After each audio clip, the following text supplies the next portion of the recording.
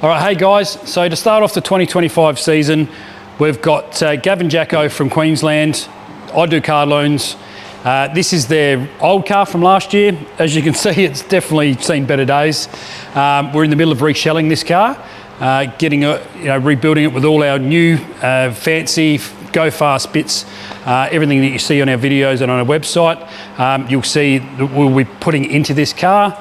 Anything that's on that car that is still functional, like most of the suspension, engine, bits and pieces like that, will get carried over into this car. So this has got one of our roll cages. We do all our own roll cages in-house. All our roll cages we build to state specifications, which is the minimum spec requirement. We put extra bars in as per requests. But if you have a look, they're very neat and tidy roll cage setup.